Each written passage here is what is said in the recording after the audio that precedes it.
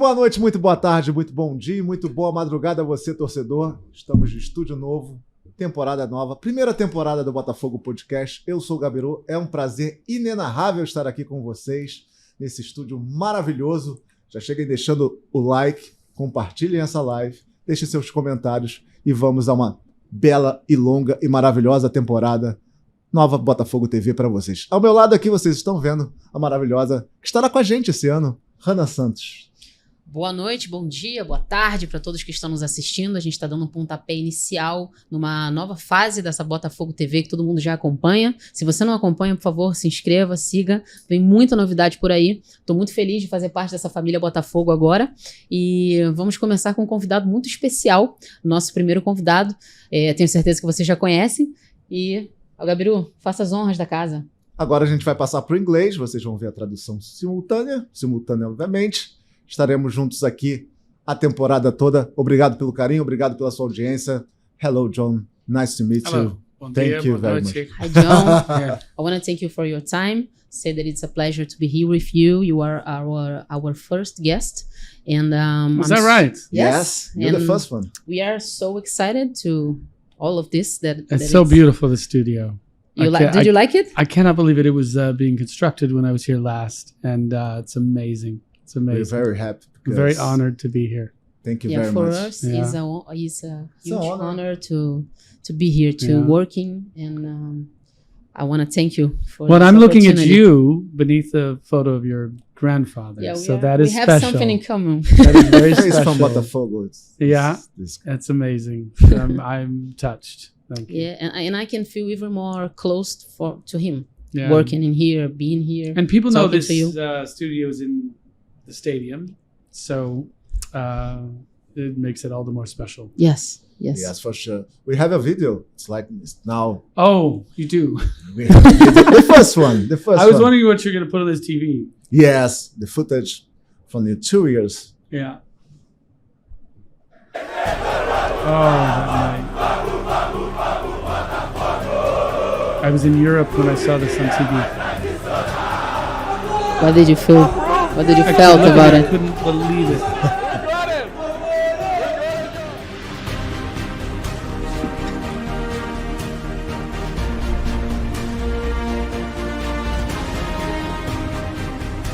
The airports.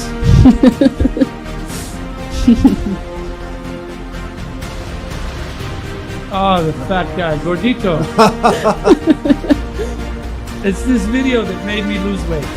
Next to Luis Castro. Next to Luis Castro. Well, but Luis Castro is not the best person to be. No, but his body. No, I'm talking about his body. No. But, you know.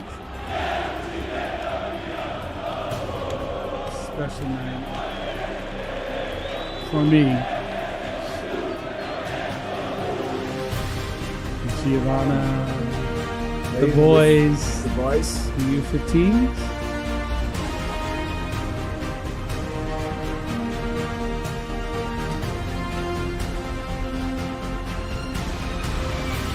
Luis Enrique.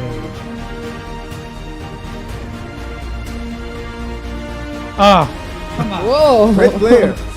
Somebody stole that belt.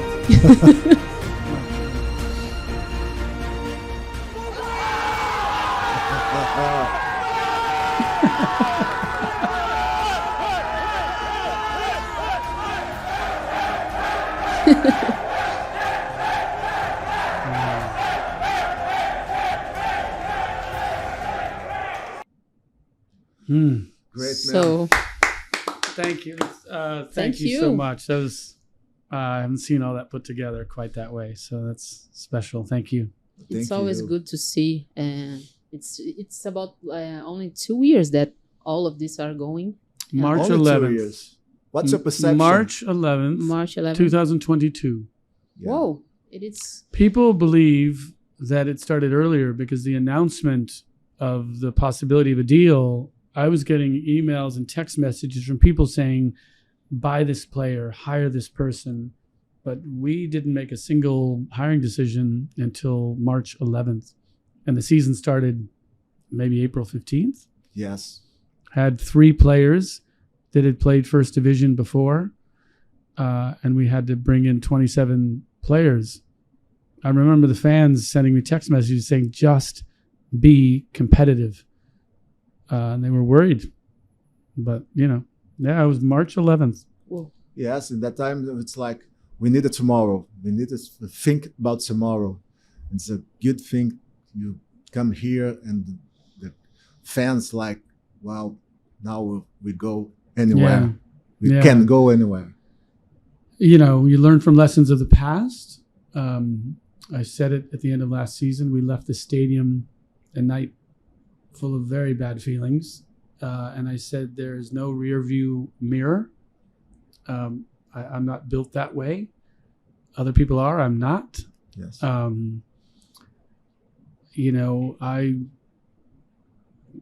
look forward. I think we're going to talk about the season. We're going to talk about the start of the season. I don't care. I care about tonight.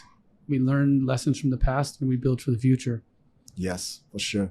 And talking about the new studio, because we're here in podcast, but also talk about looking forward. This place is amazing. Yes. All the matches and stuff and the champion. What do you think about this? This club has always been incredible with video and production and editing and these, short form pieces we do. And then the long form, overview of the game that goes up on Botafogo TV. I mean, I watch the game and then I watch all this stuff on Botafogo TV and it's incredible. So we've always been very good at that, but we haven't had the facility to really bring it together for audiences and to have on-camera personalities with incredible ties to the club. It's again, every year, we're going to add a little something to this club until we live in nirvana. It's beautiful. It's the video. Yeah. Anyway, the new video from this new Botafogo TV. I'm so proud of this. Oh, look at this. It's But get rid of the fat guy. I lost 20 kilos for a reason because of those videos. Because of those videos, really? Well, you see yourself. We don't need to talk about this right now. Let's talk about players. Like, but no, that camera, it's a little too hot. I had a kid. I had an 18-year-old kid in a game in Dallas like 2 years ago. I was there cheering, watching, writing stuff down. Oh, it was 4 years ago. And he goes running by and he said, "What are you watching, fat guy?" So I'm like, it was the beginning of the end. But no, it's about the players tonight. Those are the guys that need to be in shape. Talking about players, what can we expect of this season in 2024? Going to be a new signings. You're talking to any players. We are Botafogo TV, but I'm curious and my anxiety. Yeah, well, I guess you were a journalist. Were you a journalist before Botafogo TV? So I know you have some questions about the last few weeks. Yes. And there's a big discussion about how much you get done before the season, how much you get done in the middle of the season. Luis was not the only top target. It gets very difficult to try and bring top European players or top players bound for Europe into this window because they're playing, right? Yes. Top players in the MLS that may be bound for Europe, top players in South America, they're all getting their season starts. Yes. They're getting ready for the season starts. So it's a difficult time. You can go sign somebody, but imagine a club telling their fans that they're giving up their top player just weeks before the season starts. It's very difficult for them. So we've certainly tried to go after some of these big decisions, and we obviously we're going to have a great roster out there tonight, but two great wingers that we brought back from Europe, Jofinho and Luis Henrique, they're not on the field tonight, right? So imagine what this team looks like, as complete. The midfield, from a defensive midfield perspective, the box-to-box play has gotten better. I think the attacking midfield spot is something where, last year got frustrating for fans because you see the greatest of a player and you'd see the fatigue of a player. Yes. And so I would say for the first half of last year and then the middle of the year, as goes Carlos Eduardo, goes the team, right? incredible contributor. And so when he's out or when he's fatigued or when he misses a game, the emptiness. Yes. Right. So what's changed? People from top clubs around the world want to be here now. Oh, that's great. That wasn't true in 2022. Okay. Luis Enrique wasn't the only offer we made over 20 million, with base and bonuses. He's not the only situation. There are situations that are active for next window that are in that price range. And so we're in a different price range. It's not because we want to go spend. It's because these players want to be here now. That's great to know. And this is so important because it's not about just the money. It's about the project, Well, failure is the greatest teacher. Pain is all about recovery and accomplishment and growth. So we have this pain of last year. We can't deny it. The players that want to be here, they see something different. They see a club that came up from second division and damn near won a title and got the world's attention. And now they see, I can see myself on that team. I can fit into that gap. They need this position. I'm it. Think of that. Botafogo is getting players that want to come from other parts of the world. And wow. I used to make up that nonsense, thinking, it was true in the first and second window of the first year. It wasn't true quite yet. Not back then. Yeah, it they is look now. at us like, they pay the waves, the weights and stuff, and now we can see the smile. Luis Enrique's smile is so beautiful. Yeah, I ran into him in the mall tonight, and I was shopping. He was shopping. I could see him a mile away because he's got the most beautiful teeth on the in Europe, probably. But look, let's look forward. But I want to talk about I want to talk about why this year is shaping up the way it is. These players that we're so hard on, right? Yeah. Great players one day, you have a bad game, you remember the bad game forever. And so, we want to throw out these great human beings and these great players and we want to just look to the future. Well, no, I'm not going to do that. There are great players on this team that built what we have now. And the reason players like Luis want to be here, that Jeffinho wanted to come back. Who wants to come back when you're scoring goals in Ligue 1? Mm-hmm. He did. He couldn't stand it. He was watching every night on his phone. He was up late every night. I talked to him. So these players, the midfielders, the back line, some of the players that aren't here anymore, they built what we have this year. This has always been a project, no rear view mirror, other than understanding what we built in the past and how that takes us forward. Can you talk about one target? Can you talk about one target from our past weeks? We heard about some names. You have to tell me who you heard about, and I can tell you if it's true or not. There are a lot of crazy stories. I don't talk to journalists about this stuff because we have a name. Well, okay. Let me just say something. We're more successful being quiet. If a journalist comes to me with a story and it's true, I think people know I'm straightforward about it. Most of what people read is put out by agents that want to put their players in play. The reason I don't talk about it is we're more successful when I'm not competing with 5 other clubs to go after a target.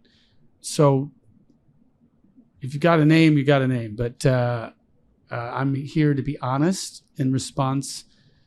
I know you're at Botafogo TV, but you're a journalist. So yes.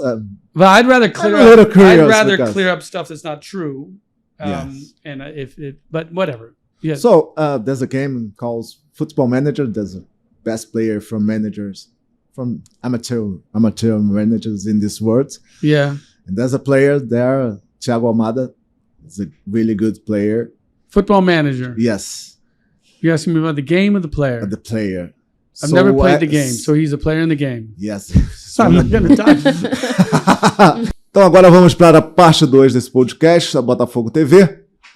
Let's go to the part 2 and let's talk about transfer window. The supporters, the fans love, I think in the Twitter is like, where's the midfielder? Where's the goalkeeper? And so many positions. I want to talk about this window, this great window, but I want to talk about some trying signs. Yeah. Well, we didn't get everything done that we wanted to get done before March 7th. I think I said yesterday, and earlier in this podcast, they moved it up a little bit earlier, March 7th. In prior years, you get to go all the way into the season. So players are still in their European experience. Some of these players that now want to come to Botafogo, which is a new thing we talked about, but they're still in the middle of their European experience. And while they may be allowed to exit at any time and come to our window, by us moving that date up to March 7th, that means things don't always play out fully in Europe, Yeah. Whereas if their seasons are ending in May and a very good player is maybe sharing time with somebody, wants to get out of their situation, we used to have, into the first week of April, and we could still bring them in. So, that affects situations like top MLS players we talked about. Their season's just starting. You can't go to a top MLS club. Now that the MLS is starting to have some players which Yes. can play on the world stage, we're looking into that market because those players love the idea of coming to Brazil. So my job is to find the people that want to come here and to negotiate with them. But you're not going to win all of these. Sometimes you go after a player and you have to respect that, his rights are owned by another team and they have fans and they love that player. And it's really unfair for us to go all over the press and say, well, you got to go get Thiago Almada. Well, a lot of people like him. Yes. I think he likes Yes. us. I think he likes Wow. us. But he likes Europe. He likes La Liga. So we got to compete for that. But you got to understand, he's on a team and he's the best player on that team, possibly. He was MLS Player of the Year and his fans in Atlanta love him. So we have to respect their club and their fans too. Yes. Of course, yes. But yeah, we like him. We went after him. But we go after players not through the agents and the talk. We talk owner to owner, club to club. We respect them. We can collaborate with them. The MLS is calling on a lot of our players. Oh, great. There are a lot of players we have down here. Some on injury, long-term injury. Jacob Montes, others. He was the number one player in the United States. Yes. Would have been number one in the draft. And he's had this strange numb sensation in his feet. When we've seen him play, and we're like, oh, he's good tonight. Well, he's a little softer. Well, every single time you've seen him, every minute you've seen him on the pitch, he hasn't been able to feel his feet most times. Now that's cured. He's coming back. We finally figured it out. The MLS loves him. The MLS loves Marlon Freitas. The MLS loves Nascimento. The MLS everybody loves Junior Santos. The MLS, and we learn a lot about the level by talking to Savarino, and we're going to talk to more like, can some of our younger players do well there, develop there? How about some of our older players where we have multiple players at one position and we need to get more efficient on our roster? But Europe, that's the big thing. European players want to come here now, but it's... What changed? Of course, Saf, it's the team, everything the club. that upset us last year as fans about our championship run got the world's attention. And yes, they talk about the collapse, but, that's the thing about a train wreck. It gets publicity all over the world. And so people are saying, well, how did Botafogo go from forgotten in the world and Serie B and, challenges financially to taking Palmeiras to the last weeks?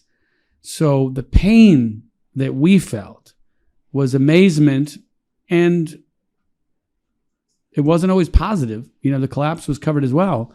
But the visibility of players saying, wow, I look at that team. I can play on that team. I can win championships. They're going to Libertadores, right? I see myself there. And they are part of Eagle football, and that gives me a pathway. And let me go there for a year. Let me go there for 2 years. Let me go there for... So these proposals are coming to us now. They didn't come to us last year. So the pain of last year, there's a silver lining in every cloud. John, just talking just a little bit more about Thiago Almada. There is a really clear opportunity to see him playing at Botafogo someday. Well, he likes our project. Oh. but we'll see. If he has another year like he had last year, he's going to get a lot of calls in Europe, and we're going to have to compete with that. We are on the game. Oh, we're in the game. Okay. I know the boy. I've been on Zoom calls with him. I watched him through the pre-Olympics. I've been following him for a while. We've got good relationships with that club. We have to respect them, and we have to compete for him. But that's what we do. We compete on the field every night. We compete for players off the field. And let's not get too excited about him because he's somebody else's player. Let me say that. Of course. Yes. But that's good to know. But it's good to know, yes. If it's not him, it'll be somebody else. Great players now look at our project differently, and I want to say it again. It's the pain of last year gives us the opportunity of this year. Okay. Can you tell us about some other players that you try in the past or this year that's so close to sign? And yeah, I don't like to do that. The reason I don't is their lives at stake. And you talk about a player that you were talking to and it didn't work out, and he has to go back to his club and his community, and they say, "What, you wanted to leave?" No, so many players on our team, they all say the same thing. I want to stay. I love it here. But for certain players, it is not a great place to play. Some of our fans work very hard to make it very hard on our players. But in our players, they want to stay. They love this team. They want to win a championship here.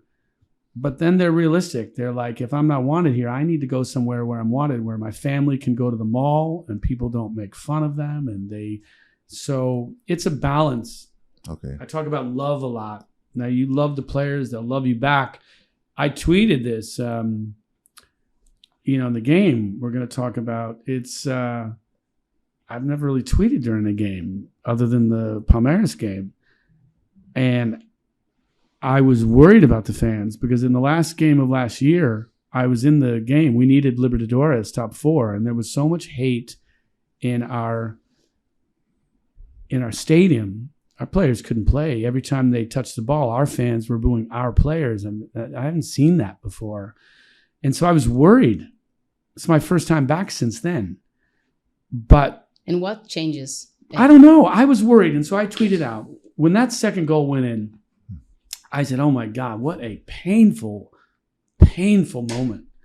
And the idea that we take a lead and we give it back. And I don't look backwards, but I can feel backwards. And I thought the fans were going to turn, and I was impressed. They didn't turn. They went quiet, but they didn't boo when the players came off the field. I couldn't believe it. No booing. Yes. And then I get chills right now thinking about me it. too. I can't believe how good our crowd was last night. Yes.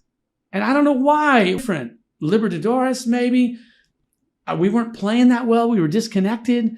Why did our fans stay with us last night? But they did. Because the passion is always there, I think when you... Well, the fans have moved forward. That's what that told me last night. Yes. They didn't boo at the worst moment of the game. And then when they came out, the fans were back, and our fans put our team on their shoulders and helped us win a game where we weren't playing that well. And Junior Santos, yes, he feels the crowd like the best of our players. And the crowd has to know that that's what you're doing. When he goes crazy like that, when players go crazy like that, those are the fans in the head of that player, in the heart of that player. So the other side of that is, if you boo a player wearing a Botafogo shirt, you might as well put on the shirt of the opponent for that evening. Yes. But the positive is what our fans did with him last night. I want to tell people that called me, John, are they booing again on my phone? I said, no, that's the keeper, the other keeper they're booing. And I go, no, our fans are with us. Yes. And it was great. I want to thank everybody. As my return back, I was overwhelmed last night. Yeah, sometimes it really hurts because before you came here, We are in the second division, and in the middle of pandemic, so you can support this team. Yeah. But the fans was like the next to Newton Santos, trying to. There's two great guys, Ícaro and Celão. So the bus came here and they support him in the worst moments. So I think it's scars. I think we have. Yeah. It's not about the team. It's about the time. We are moving forward.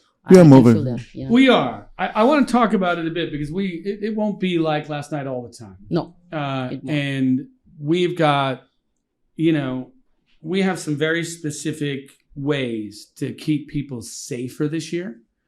I've talked to a lot of moms and children. We have ways to bring the families back, make them feel safer. Sometimes the game and the times make that hard. But do you remember the last game last year?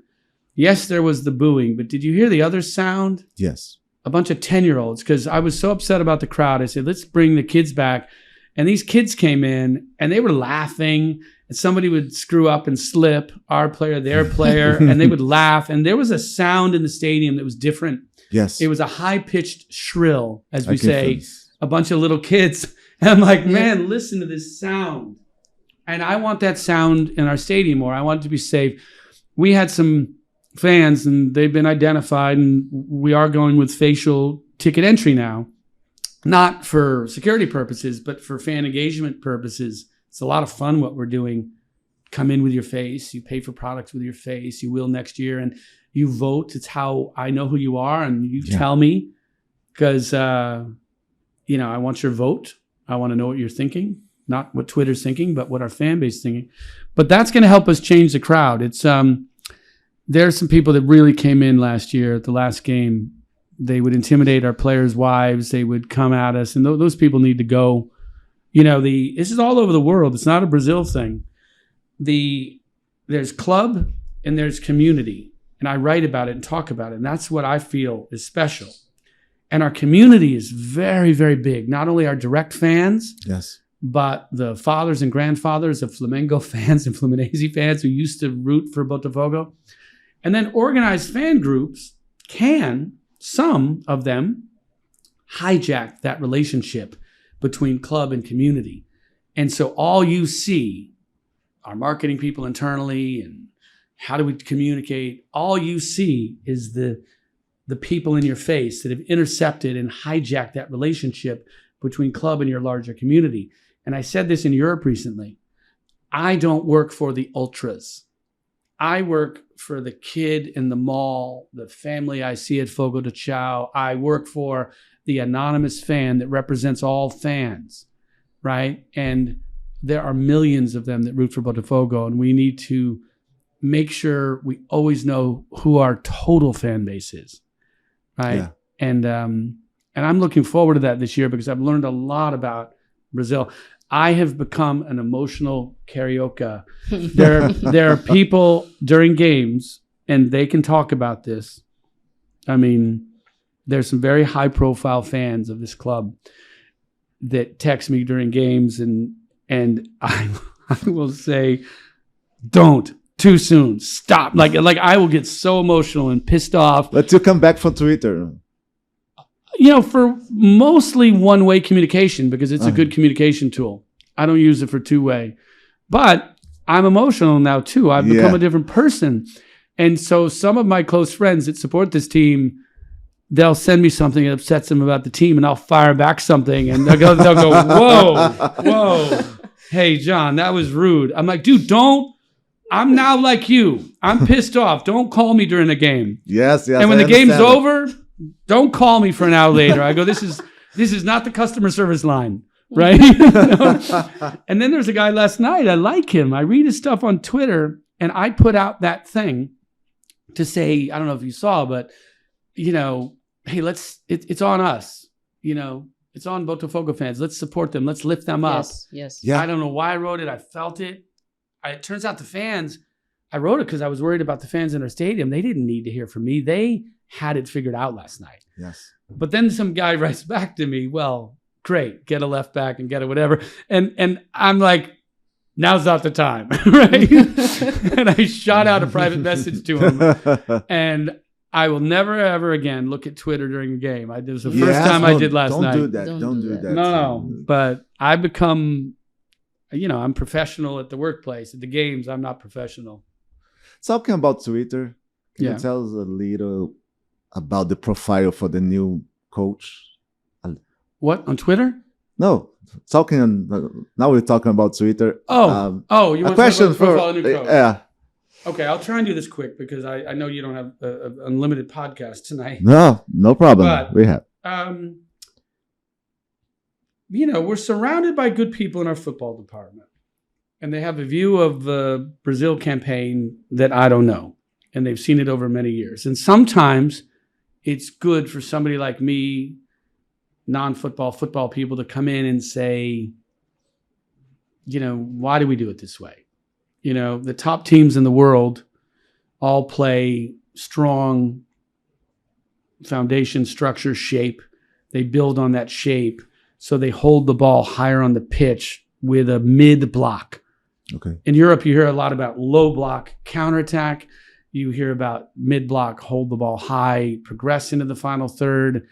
And so if we're here in Brazil and we're looking at some of the top teams in the world that have aggregated the top talent in the world, we can no longer say, we have to play the Brazilian way because we have a special, beautiful brand of football and it's creative and you have to let them express themselves.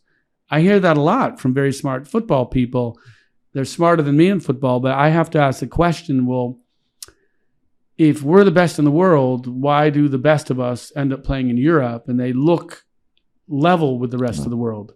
Well, as I said in Europe recently, God did not just kiss the feet of European children, nor did he just kiss the feet of Brazilian children.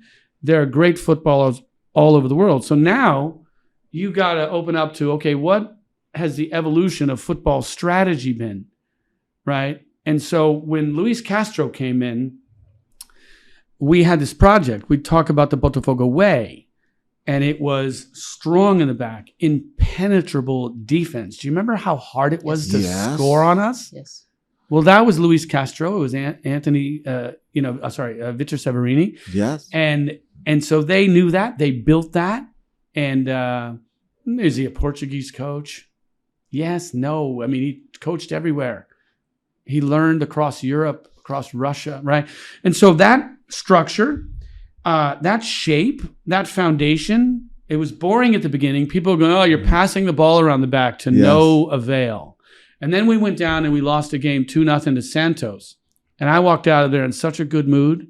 I was so happy. That's a good. We lost 2-0 at Santos. And I'm like, they are listening to this coach. They see what he's trying to do. We lost this game, but that was my best night of our first year. Yes. And so I have, unfortunately, because of the loss of Castro, because I did not stay loyal enough to Bruno Lage, who was having a hard time connecting with the team and communicating with the team. I should have helped him communicate better with the team. What he was trying to do in structure, maybe over teaching a bit for the middle of the season, but what he was doing was extending in a different way, but a very good way, great European standards. And then when that change happened, we had a series of good men, but we lost the continuity of instruction and teaching. And so last night when I watched the game, I saw a win, but I generally have now seen the total evaporation of everything we built in the first period of Luis Castro. We are now a talented, athletic, capable Brazilian team playing very much the way everybody else plays in Brazil. So people can debate whether that's a good thing or a bad thing, but it is the deconstruction of Castro, right? And so when I look at the profile of a new coach, let's not focus on nationalities and, preconceptions of what an American or a Portuguese or an Argentine person is like.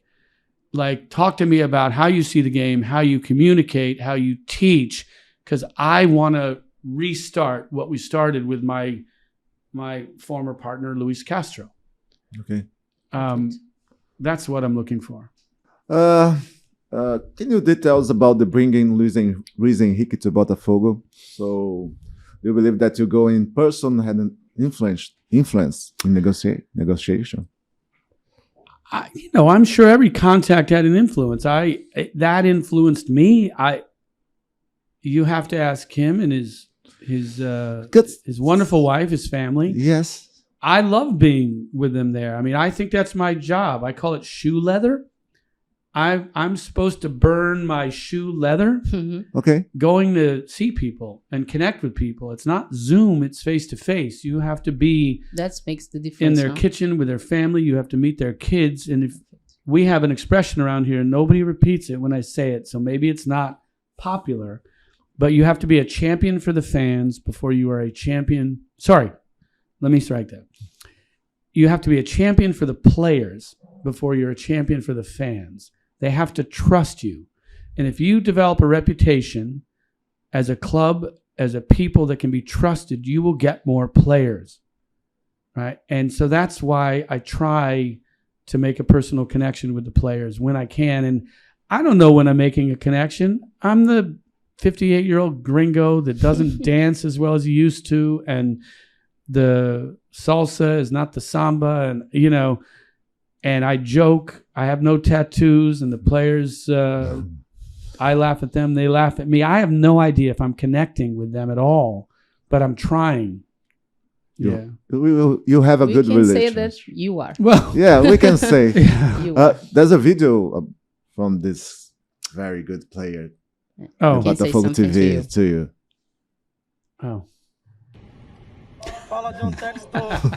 Sabendo que você tá com o pessoal da Botafogo TV aí, passando aqui só para relembrar do nosso primeiro encontro, que você foi lá em casa lá, elogiou nossa família, falou muitas coisas boas para nós e a gente está muito feliz. Espero que a gente se encontre aqui um dia, aqui no Rio de Janeiro, para você ver um jogo do nosso Botafogo. Valeu? Tamo junto aí, fica com Deus. That's good. Oh, that's one is wonderful, but can somebody drive for him when he's in the video? Luis, we need to get you back from injury, and you cannot film while driving, okay? He's from the same city. He's like already a carioca guy. Yeah, this is from Petropolis. Yeah. As far as the police know, he was in our parking lot that day driving very slowly while filming, okay? Thank you. Thank you, Luis. I ran into him, when you see in the mall, when you see people out of context, you can be walking through the mall and David Beckham will walk by and you have no idea it's David Beckham because he's just getting shoes, right? Mm-hmm. So I was walking through the mall yesterday and I heard his voice and I think he said my name and I looked over and no offense, Luis, but it was his wife I noticed, and then I saw her and I saw him and then I realized, oh my God, there's a top Botafogo player sitting there with a shopping bag at the mall. And that's okay. Ice cream or something. So we spent some nice time talking. Yeah. Wow, nice. Now we have a game. Quick Quiz. Yes. quiz. Yeah. So Okay. It's just one or another. Beach or mall? Huh. It's Beach. simple. Beach? Well, in the United States, beach. In Brazil, for me, it's a mall. The beaches are very busy. And I get too much sun. Yeah, me Right? too. Me too. When you get to be my age, see these spots, right? Beautiful young people like you. No. Yeah. I love them both. I live in Florida, but I've grown up on the beach. The beach sometimes can almost be it's nothing new for me. I grew up as a young child in an undeveloped part of Florida, relatively, and been on the beach my whole life. I go to the Bahamas. But beach in the United States. Down here, it's mall because you had the pleasure to meet Luis Henrique. Well, it's that, and until we get more Botafogo fans outnumbering the Flamengo fans, the beaches aren't as friendly to me here as they are back in the United States. Okay. Stand of VIP area. What's that? Stand or VIP area? Stand. Stand. Stand. Yeah, I Burger? don't like. Patronatos game is. Yeah, it's not just that. It's how do we watch football? Like, why do people expect? Everybody wants to be in the crowd in the party. Yes. Why wouldn't I want to be there? And that's where the party is. In Europe, my first couple times at games in England, there's a big goal, and I'm the American crazy. I want to jump out of my seat and high five somebody, and everybody's sitting down. But the fans are getting up. Yes. Now in France, the fans are the fans at Lyon are very much like our fans here in their support and their party and their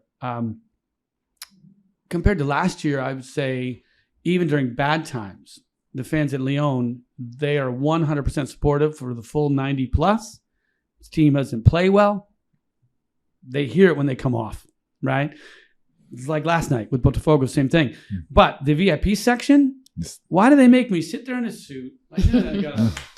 And I have to sit next to my opponent who's sitting in the seat right next to me. Yes. Very respectful. I love these people, but if there's an illegal red card, I want to scream at the ref. And I can't do that when there's a guy sitting next to me who's the president and we just scored on him. And I give a high five, and I turn around and... No, man. Sorry for that. Yeah, lucky goal. Yeah. Well, burger or pizza?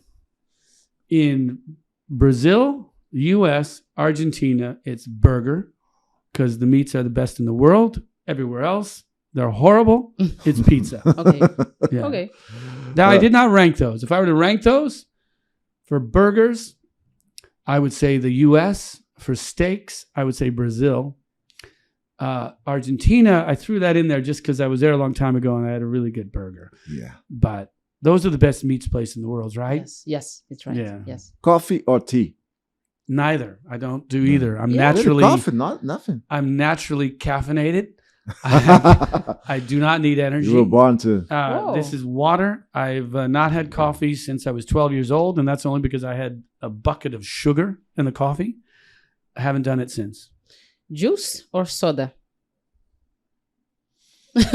I'm from Florida. I like orange juice, but I don't drink a lot of it. Soda? Do you mean? You mean like Coca-Cola? Yes. Yes. Unfortunately, I do drink a little bit of that. I've tried to cut back. Me too. Okay. Yeah. It's a problem.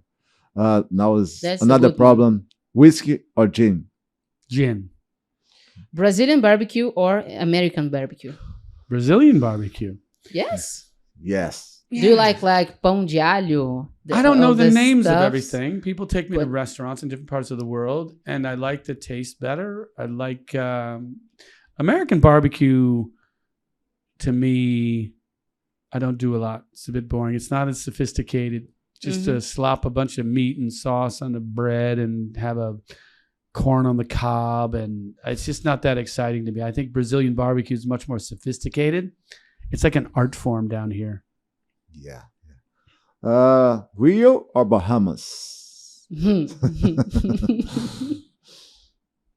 God. Both. Yeah. You can't say that. No. It's a game. It's a It's a test. game. Oh, I'm trying to help you here. Bahamas. Rio's crazy and wonderful, but I am generally not able to go outside.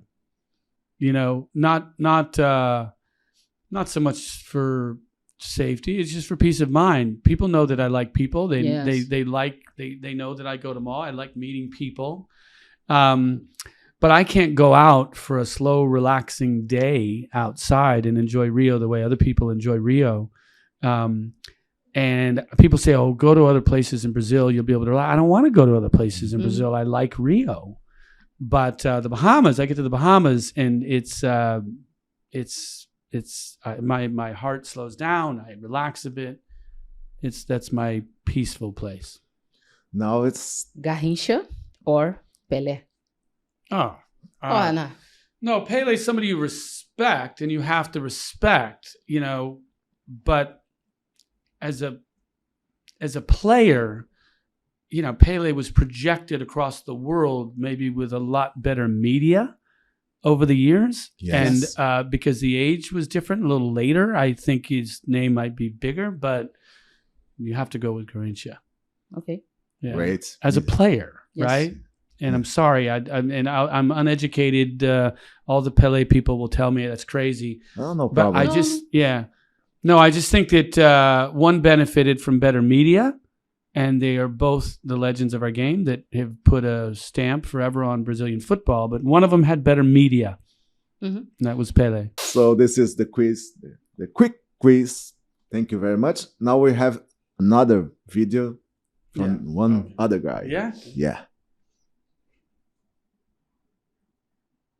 Hey guys, hey John. How's it Hey. going? Well, I'm just passing here to thank you once again for everything you've done for us last year, not only at soccer but with our Olympic sports and also with rowing. Well, the sport that founded all the club, Yes. you know, the first sport of our Botafogo, and it was amazing that you, together with our president Ducésio, just bought the boat for me to race the Pan Am Games, and I could bring that gold medal that we never had in the single skiff category, and also it was like the first one after 36 years without a gold medal. So once again, I would just like to thank you for all the effort and all the love that you have for our club. You live this so intensely, and we are pretty sure that you are like the guy who is the best option to grow this symbol, and not only this symbol but this history that is so heavy.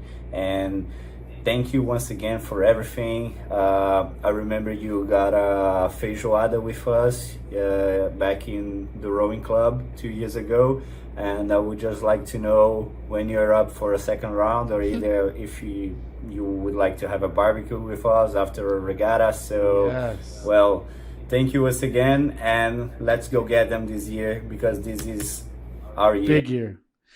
Wow. So I love this guy. I'm a a huge little fan. secret. I snuck by the rowing club yesterday. Nobody saw me. I was driving by. Oh. We only were able to slow down, but Lucas, I was on the property yesterday. I just nobody Yes. knew it. Yeah, I don't know. Maybe I can tell you about why my relationship with the rowing club. Yes, and the other sports in this Well, club. for me, I mean, the way Ducésio and Andre Chame and people brought me into the club. Obviously, everybody's heard about how Danilo and Tyro brought me into the club. But in terms of being brought into the club, I didn't feel like I was getting this little football team carve out, the SAF.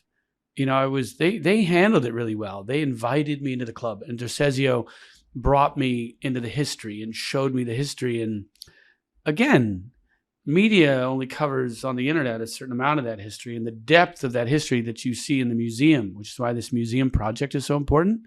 The history, Yes. that's what caused me and Ducésio, who brought me, to go see the rowing club. Because why is this place called regattas? I have an interest in rowing up north, never participated in it. The beauty of the sport I was always impressed by, especially at the Olympic level, the gliding of these boats. Yes. And to hear that we had such a great history in this. And I was taken to a race early on, and it was same brands, right? Botafogo, Flamengo. And I saw the faces of our rowers when they won a gold medal. And I remember that day, it was early when I came here. Yeah. And the embrace and the hug of these young champions who won this big race. And they came from behind in points in that race. And these young men just crushed it. And everybody was moved by it. And for me, early on, I was brought into the club, the whole club. And so I've developed a very quiet little relationship with Lucas. We will text each other from time to time. And excellence. He's a great guy. He's a great guy, but it's excellence. Like when people see the Botafogo brand, we want them to feel excellence. And he is an ambassador for Yes. our brand around the globe. Yes. And give him a good boat, and look what happened. You know, So good. he was competing against everybody else, and they had the most sophisticated German and Italian boats. And he was right there with them in a boat from China that had none of the technology and the craftsmanship that he needed. And look what he did. You just give the man a good boat. Well, I mean, you develop your connection through hardship. Not the hardship at the end of the season necessarily, but the hardship at the beginning. Building a club from a small number of players up from Serie B to Serie A. Yeah. Seeing what was working and not working in the beginning of the season, the successes, the failures, all those little failures, game by game, those are little cuts, Yeah. And they don't scar you. Your skin toughens and strengthens from that, right? And you learn from that. And so the first season, there were a lot of little cuts. The second season, there were some deep cuts. There were some great successes. And I know fans don't like to hear me say this, but I love the roller coaster in life, right? John Milton, English author, Paradise Lost. You only know you've lost paradise because you've seen it and you felt it.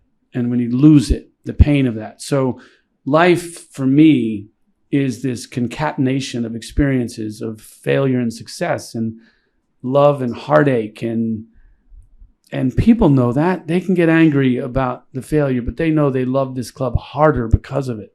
Yes, for sure. So let's talk about flash mob mosaics from this movement. They're getting better. Ninguém ama como a gente. What do you think about the supporters? First, you have to choose one. What's the most beautiful? Well, the idols for me was really cool. I remember on one night, I think we had an execution problem with one of the banners, but the idols for me was really, really cool. Because that's this, against Aurora and last night, that's spectacular. Spectacular, right? Execution to pull that off. So all that's beautiful. amazing. Yes. But you don't really, many places in the world, see the idols rise up out of the stand. And so for me, that meant a lot. The dog, right? Rising up out of the crowd, it's really incredibly well executed. The banner, most traditional is incredible. But for me, the idols coming up out was kind of special. The game against International, I saw that in a photograph afterward because my feed was not live for that. But yeah, I mean, how do you pick? Last night again, the same That's mural. beautiful. It was the first time I had seen it in person. Yeah. Incredible. And how do you feel about this movement? Because it's volunteers and Lara and Felipe Portela. It's a great movement. Then spend all night here before the game. I'm just learning about it because a lot of this is executed by the marketing department, and they like to surprise me too. They have fun surprising me with this stuff, and so sometimes I don't hear about it at all, and then boom, and I know Felipe Neto did some funding and some encouragement of this last year, which was great, very appreciated. I love it. It's crazy. I did it in English, but I'll do it in Portuguese subtitles maybe. When we talk in Europe about what we're doing down here at Botafogo, we talk about the crowd, the people, the culture. Like, if the camera just sticks on the field, it's only football. Yes. Looks a little different, but it's a rectangle, it's a ball, it's all over the world. So how do you make television better? How does the French league catch up with the Premier League? Well, the way they taught about villages in France when we used to watch the Tour de France on bicycles, they don't do that with football there. They just turn on the games, right? So now at the Premier League, there's a ton of content around it, and they do a very good job with that. I think that's our greatest opportunity down here because I think we have better content than most places in the world because what's happening in the party, in the crowd, So in the community, one of the most beautiful cities in the world, striking, beautiful city. I want this place to be known as the capital of football around the world. And so the party that's happening in our stadium, that's why our stadium is full now, because it's not just football, yes. right? And nobody's going to believe you have a good football team if you have an empty stadium. And so I thank the fans for showing up, because when they show up, it causes people to watch around the world. It causes our revenues to go up. We've published our revenues. We did 15 million in 2022. We did 73 million in 2023. And that's mostly fan engagement and sponsorship, and it's the party. And so our supporters, they are the show, and they drive the economics, not in the stadium, because the economics of match day are not good. We don't make any money on match day, but we make money when I said it the night, it was at the Fortaleza game, the crying night on TV. Yes. That, our job is to show this to the world. And even during bad times and good times, we've been showing it to the world.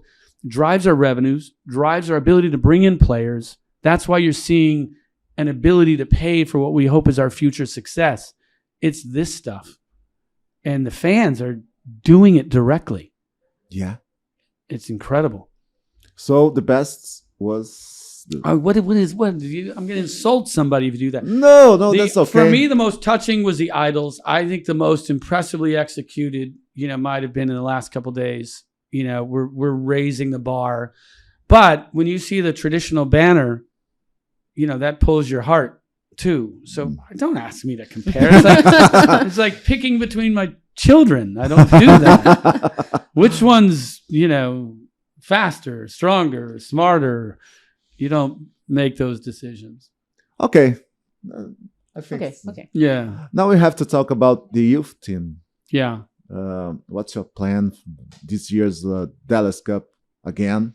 And so many. Yeah, the Dallas Cup, those are events. They're Yes. good. It's exposure. It's good. When you lose your first team coach and you lose the project, the system, the character of play that you're building, that affects the base. Like, where is the beacon of light of style of play and football instruction and the ethos of Botafogo? It's not there, and that it hurts the base. So that's a problem. The facilities, they're getting better at Lonier, but we're not all consolidated. It's not about wins and losses. Like, I see problems in the base. I know the fans see problems in the base, but we see different problems. That's not true. We react to different problems. It's not the wins and losses. Our Botafogo fans, they want to win everything all the time. Yes. They want to win Copa do Brasil. They want to win the Cariocas. Everything. They want to win the campaign. They want to win Libertadores. And they can barely keep up their physical, strength to go to all those games, but they want our players to play at a high level in all those games. Yes. And that's us. But when you talk about the base, I look at this pipeline of players that are going to help us win championships in the future, and I say, do I see the development in these players? Not just that we have these great athletes, but are we developing them in such a way that they are going to be the people wearing our badge and winning championships for Botafogo in the future? And we do have some talented kids there, but I don't see that we're building that effectively right now. And that's on me. It's my leadership that's got to make that happen. Sometimes the fans are really right in one sense. It takes a loss to expose a problem. Right? Yeah. So I guess I am aligned with the fans in that respect. Sometimes the loss exposes the problem. It slaps you in the face, and it's a call to action. So I'm with the fans on that right now. As far as future plans, we came out with some artwork last year about what our academy might look like with a social club. We talked to the city about trying to get some land. Those conversations haven't really gone anywhere. We've evolved that concept. It might be good that didn't happen right away, because then we started bringing the idea of a multi-club concept. Wow. Like, what if you bring now? Third-party ownership is no longer legal, so every player there has to be signed to a club. That club would be Botafogo. But then what if you brought Olympique Lyon? What if you brought our partners in the UK? What if you brought other clubs? What if you brought a great La Liga team? What if you brought a great Saudi team? They're growing, they're funding, right? They want to win a World Cup. What if you brought a great MLS team? So I started pitching the heads of some of the biggest football organizations in the world. We did new renderings. We'll show those in the next 2 to 3 weeks, probably. And we have some major clubs that have already given us permission to put their brands on this. Now, how will that work? The players will sign with Botafogo. The economics will be split by the participating clubs by way of cooperative agreements with Botafogo. We have to make sure we're checking all the rules. We haven't quite figured it all out yet. And because there's so much talent in the Western Hemisphere from North America, South American players up in North America, Central America, South America, that if you build beautiful, shiny buildings, real academies where these clubs are not just putting their logos up, but they have their people here, and that we have cooperative agreements on developing athletes, shiny buildings, beautiful fields, right in the middle of Rio, the capital of football around the world, as I see it in the future, then we will be the greatest aggregator and developer of talent in South America in history. So nobody's ever done this. Everybody hates multi-clubs. What's wrong with collaboration? Well, this is beyond multi-club because we're not talking about Eagle teams. Okay. So they changed the rule in England. It used to be that you have to get these visa points to get your visa to get into England. Yes. Well, now there are 4 exceptions on every team. So now you can just come right down and sign somebody in Brazil. But how are you going to do that? With 1 scout, 2 scouts? If you're Liverpool, come down here and look at our athletes on our academy ground, because we will have so many players at this facility. Every player in the country is going to want to be there. Yeah. Unless they were born in bleeding Flamengo. I can't get those kids, right? But I'm talking about kids that come from, the difficult mobility problems getting out of small villages and places all around South America, seeing this beacon on the hill with these beautiful buildings, this beautiful property in the center of Rio, if I can find the land to do it, or on the outside of Rio. But that's where you go to get to an Atletico Madrid, or that's where you go to get to a top club in the UK. Wow. So it's not just Botafogo, but Botafogo will certainly benefit because we'll have to sign the players. They'll play with us. They'll develop with us. We'll get better as a result of it. But there's so many players. We don't have enough roster spots, even at this combination of clubs. They can't take all these players. So now you're talking about the best development and talent aggregation and center of excellence it's ever been imagined, that will have enough players to feed dozens of teams around the world.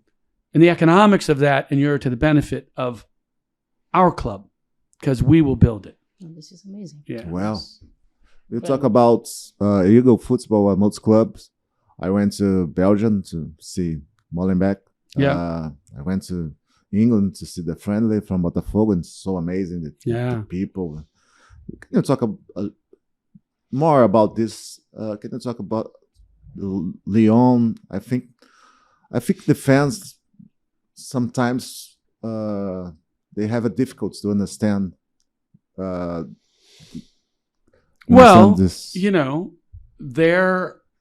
It's understandable, right? Like, no fan there picked the multi-club, right? They're like you. They show up and they act like this for their club. They love their club.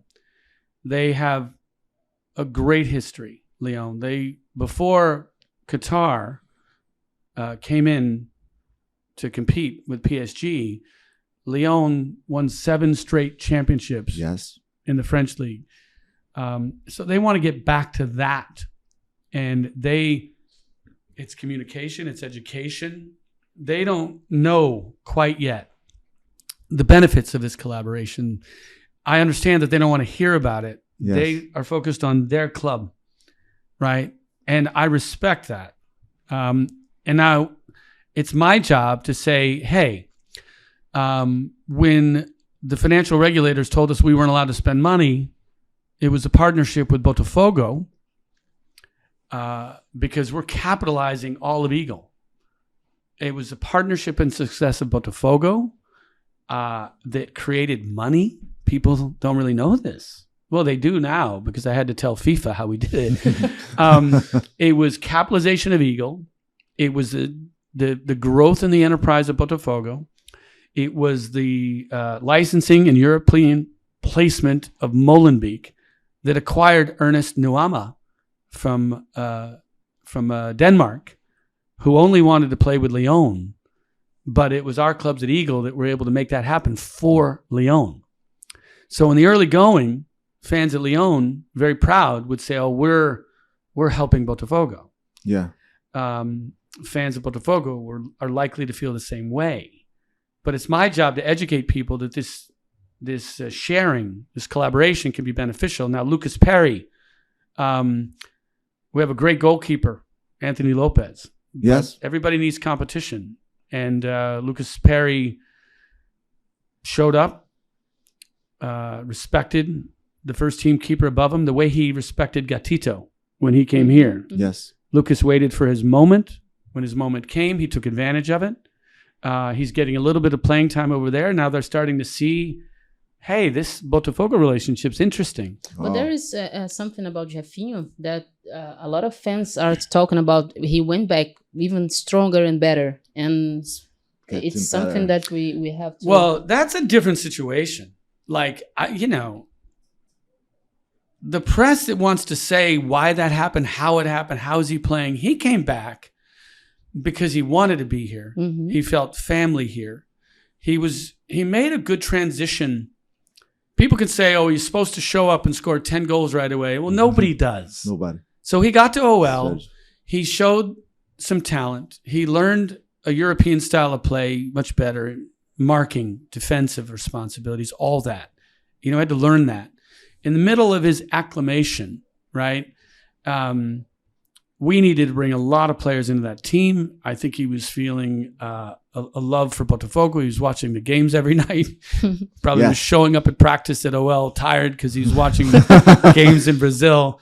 And he came back to fight for Libertadores, and he will certainly, when he chooses, he'll be right back in Europe. So he was acquired by Lyon, and he was loaned back to Botafogo.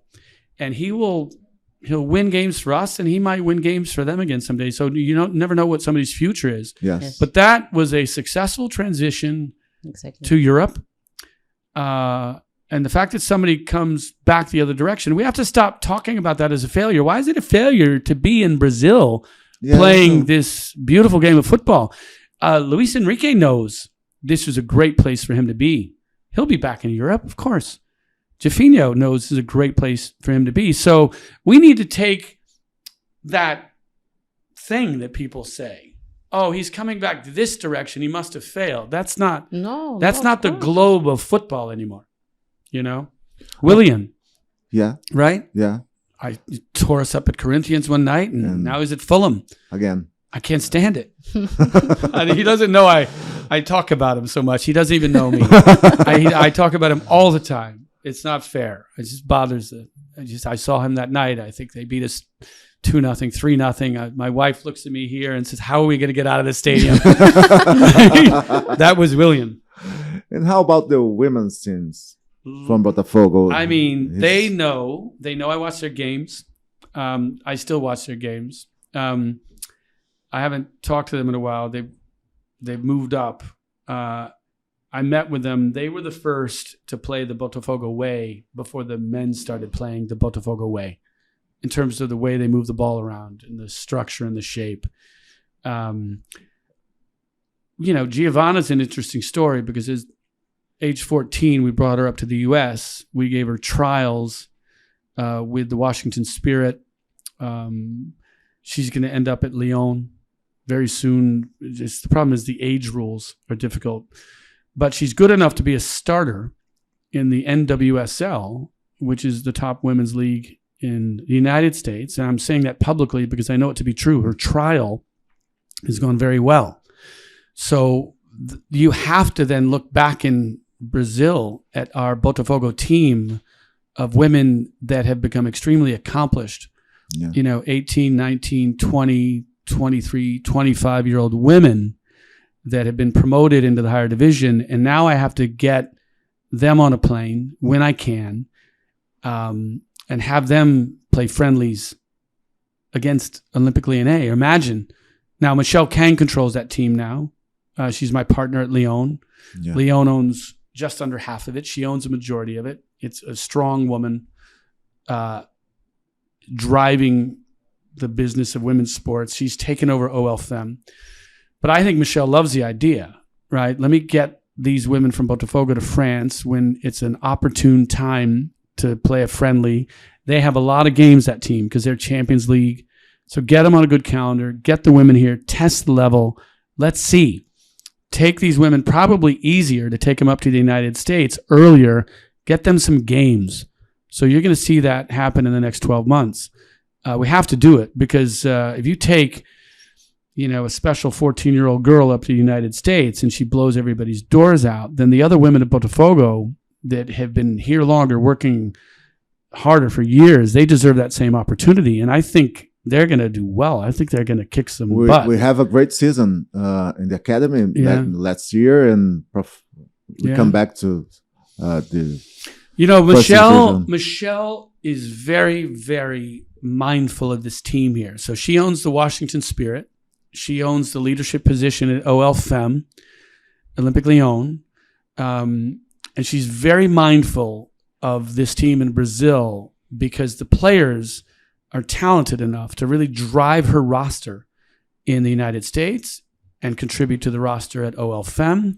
And she's give her a little bit of time. She's just taken over, but she's gonna love reaching out, coming down here. She's gonna want to see these women play. She's gonna want to see them play at that level because it's always about testing the levels.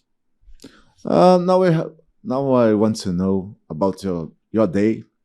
Because it's so many things to do, so many clubs, family. John, you are real. You are a real guy. Yeah. You so tired right now. You eat. We want to know if John are sleep. Real. Do I sleep? No. I talk a lot, and people confuse that from being. I don't like to talk about myself a lot. I like to talk about. My connection with people, with clubs. When it gets to talking about yourself and like why your brain works a particular way, I mean, that for me is, I can address that. I don't know why. I don't think anybody knows why their brain is wired the way it is. I just remember when I was young, I had extreme hyperactivity. And so why am I going back to that? Well, because my day growing up, my mother that just passed. I'm sorry for that. No, it's all right. She would say, my brain is like watching a television and the channel keeps changing. She would say, watch what's on. Watch what's on the TV. Don't fight your brain. She would say, just watch what's on. And I felt acceptance. My brain didn't work like anybody else's. It just ran and ran and ran and ran. And I just digest data, a lot of it. And the channel changes. And I work that way. I think that way. It doesn't work for a lot of people around me. They can't keep up with me. I don't mean that in a good way, that they can't keep up with me, but it's hard working around me. The people around me, Tyro's great, right? Yes. He just listens to me in segments. Anybody that's around me long enough knows that it is random and it's frenetic and the channel is always changing. I'm 58 years old and I'm still the same person I was when I was 6. And I'm hyperactive. I have attention deficit disorder. And I found a way that just whatever's on the channel, watch it, focus on it, be in the moment. If your brain tells you to go elsewhere, just go with it. Don't go to a doctor. Don't get pills. Don't think there's something wrong with you. There's nothing wrong with you. God built you this way, So I learned that. My day is broken up into 15-minute segments, 5-minute segments, 20-minute segments. You know, I try to have patience for details. People come to me with administrative stuff. It's hard for me to focus on those things. And I have great support, great people around me that sometimes keep me on the track. Like, you know, I'm not crazy. I know where to be, but I need somebody to tell me, you know, my family, my wife, they've kept me on the tracks. And I have people at work, Tyro, Max in Belgium, Matt, our president at Eagle, the people around me, they keep me on track and they let me be the crazy, you know. They let you keep seeing your channels, you know? Yeah, I watch what's on. That's my day. Every day is the same. I have no time. I sleep when I need to sleep, but I love what I'm doing. I don't lack sleep. It would appear that I have a highly stressful life and environment, but I process stress very well. I don't care about failure. I'm very American in that way, maybe, right? Americans, we're all taught that failure is part of our process. Somebody said about me a long time ago when I had a big failure, they said, if you think you're going to find John's body lying in the chalk on the sidewalk, you can forget about it because he left hours ago, right? So that's how I deal with failure. That's why you're the boss, Bruce Springsteen. That's no, Tyro's the boss. So thank you, John. Yeah. Thanks for your Thank time. You're the first guest here. It's so special to us. Yeah. Thank you. Sorry about the nervous because No, I it's love okay. being nervous. It's our first show. Yes, It was an honor to be Yeah. with you Thank today. you. I am so thankful. we have a gift for you. Oh, The nice. first guest. Thank you so much, John. Thank you very, very much for your time, for your patience with us. Botafogo family loves you. Yes. Stop. You already, I've cried on national television, now on a podcast. No problem. It's, I'm so happy to be here, back with family. You know, my family, of course, in Florida, the closest people I love, but my family at Botafogo is, we survived and we got stronger from all the success and pain we've had together here, and stronger every day, step by step. No rear view mirror. We learn from the past. We don't look to the past. We look forward. We used to say we look up the table. Luis Castro would say that. We say that always now. We look up the table. Yes. And hopefully we're on top of the table and we're looking down at the rest of the table one day soon. So that's where we need to be. All right. Thank you very Great. much, my Thank friend. you. Thank you. Thank you. Oh, you're welcome. Amigos, muito obrigado. Esse foi o primeiro podcast Botafogo Podcast, aqui da Botafogo TV. Primeira temporada, primeiro programa. Hanna, prazer tê-la ao lado. Obrigado. Obrigado. Obrigado, John. Yeah. Amigos, até a próxima. Deixem o like, compartilhem essa live. Cheguem junto aqui na Botafogo TV. Tem muito Vamos mais crescer por aí. juntos.